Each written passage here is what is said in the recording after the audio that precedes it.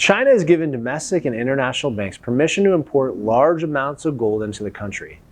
This could potentially support global gold prices after months of declines.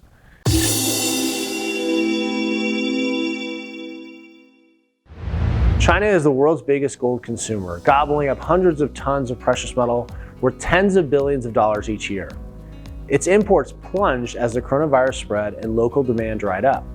With China's economy rebounding strongly since the second half of last year, demand for gold jewelry, bars, and coins have recovered, driving domestic prices above global benchmark rates and making it profitable to import bullion.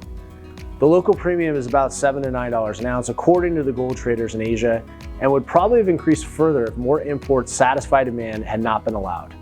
About 150 tons of gold worth $8.5 billion at current price is likely to be shipped following the green light from Beijing, and it's set to arrive in April and May.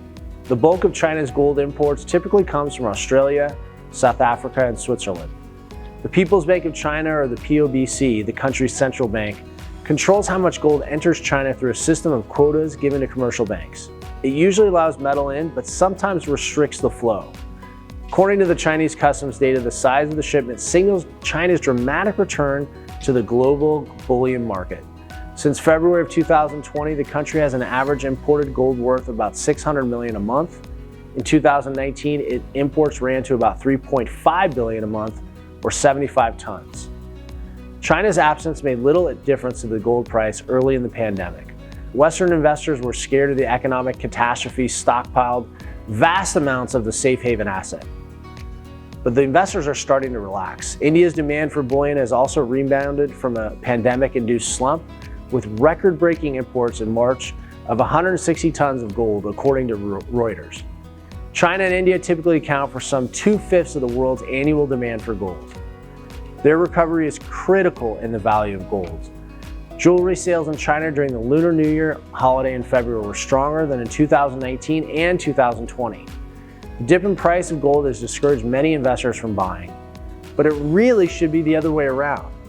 This is when you should be buying.